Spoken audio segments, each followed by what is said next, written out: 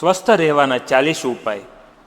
Number 1, જે મહિલાઓ બેસીને કચરા પોતા કરે છે તેમને ક્યારેય કમરનો દુખાવો નથી થતો.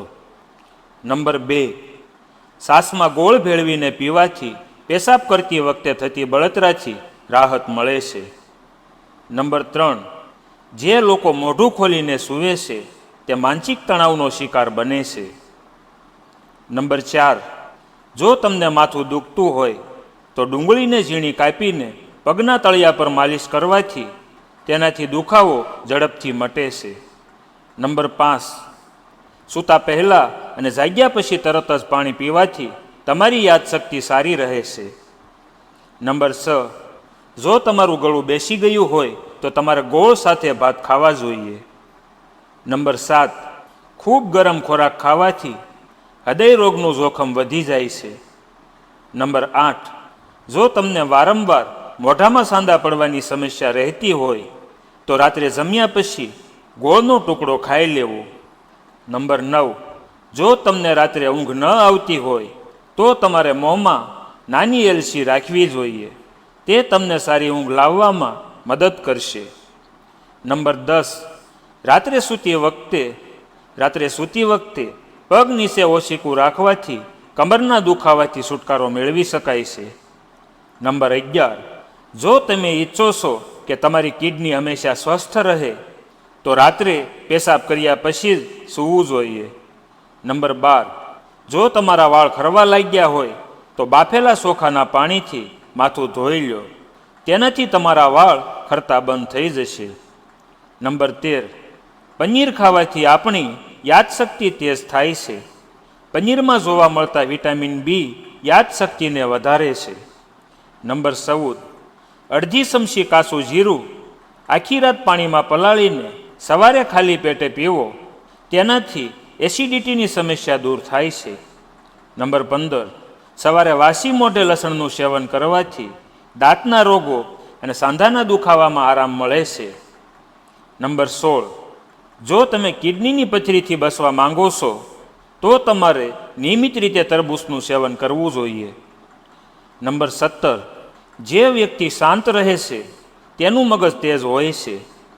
નંબર 18, જો તમને તમારા શરીરમાં સોજાની સમસ્યા છે તો તુલસીના પાનમાંથી બનેલા ઉકાળાનું સેવન કરો. આ શરીરમાં સોજો ઓછો કરવામાં ઘણી મદદ કરશે. નંબર 19, વધુ પડતો ખોરાક ખાવાથી તમારી સાંભળવાની શક્તિ નબળી પડી જાય છે. નંબર 20, આંગળીઓને ટસાકા ફોડવાની આદત સારી માનવામાં નથી આવતી. આંગળીઓના વારવાર ટસાકા ફોડવાથી હાથના હાડકાં નબળા પડી જાય છે, જેનાથી વસ્તુઓને પકડી રાખવાની ક્ષમતા પણ ઘટી જાય છે. નંબર 21, ડુંગળીનું અથાણું ખાવાથી શરીરમાં લોહીની ઉણપ નથી રહેતી. નંબર 22, વરિયાળી અને સાકરના સેવનથી આંખોની રોશની વધે છે. આ મિશ્રણને રોજ દૂધ સાથે લેવાથી આંખોની રોશની વધે છે અને આંખ સંબંધિત રોગો પણ દૂર થાય છે. નંબર 23, મેથીના દાણા પાણી સાથે ખાવાથી છાતીના દુખાવામાં આરામ મળે છે. નંબર 24, રોટલી ખાતી વખતે તમારે તેના નાના નાના ટુકડા કરીને ખાવા જોઈએ. તેનાથી પાચનમાં પણ મદદ મળે છે. નંબર 25, જો તમે મોટું પેટ ઓછું કરવા માંગો છો તો રાત્રે 2 ટુકડા ગોળ ખાઓ અને તેના પર નવશેકું પાણી પીવો. ગોળમાં પોટેશિયમ, મેગ્નેશિયમ અને વિટામિન હોય છે. તે તમારા મોટા પેટને ઘટાડે છે.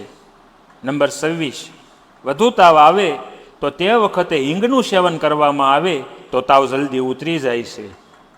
નંબર 27, નીચે બેસીને ખોરાકને સારી રીતે ચાવીને ખાવો જોઈએ, જેથી ખોરાક સરળતાથી પચી જાય છે અને તમને ઝડપથી ભૂખ પણ નહીં લાગે.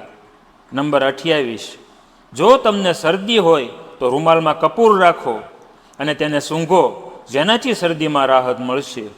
નંબર 29, પગના તળિયા ઉપર સરસવનું તેલ લગાવવાથી વ્યક્તિ ઓછો બીમાર પડે છે. નંબર 30, 35 કે 40 વર્ષની ઉંમરે શરીરમાં થાક અને નબળાઈ વધવા લાગે છે. આ માટે જો તમે આયરનની ઉણપથી પીડાતા હોવ તો તમે વધુ થાક અને નબળાઈ અનુભવો છો. આયરન આપણા શરીરના કોષોને ઓક્સિજન પહોંચાડવાનું કામ કરે છે, જેના કારણે થાક અને નબળાઈ સતત રહે છે.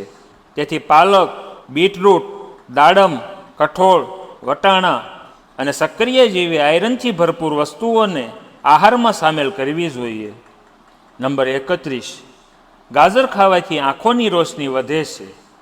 નંબર 32, જો ચહેરા ઉપર પિમ્પલ્સ હોય તો બરફના ટુકડાથી મસાજ કરો. નંબર 33, રોટલીને દૂધમાં પલાળીને ખાવાથી શરીરની બીમારી દૂર થઈ જાય છે. નંબર 34, સક્કરિયા ખાવા આપણા સ્વાસ્થ્ય માટે ખૂબ જ ફાયદાકારક છે. તે આપણા વાળને ઝડપથી સફેદ થતાં અટકાવે છે. નંબર 35, જો તમે મોટાપાથી પરેશાન છો તો દરરોજ 1 ચમચી અળસીનું સેવન કરો. તે તમારી સ્થૂળતા ઘટાડવામાં મદદ કરશે. નંબર 36, ખાંડવાળી વસ્તુઓનું સેવન ઓછું કરવું જોઈએ. નંબર 37, સવારનો નાસ્તો સવારે 7 થી 9 વાગ્યા સુધી કરી લેવો જોઈએ. તેનાથી મગજ સક્રિય રહે છે અને શરીરમાં પણ એનર્જી રહે છે. નંબર 38, રોટલીના બદલે વધુ શાકભાજી ખાઓ અને વધુ પ્રમાણમાં સલાડ ખાઓ. આ તમને રોગોથી બચાવશે.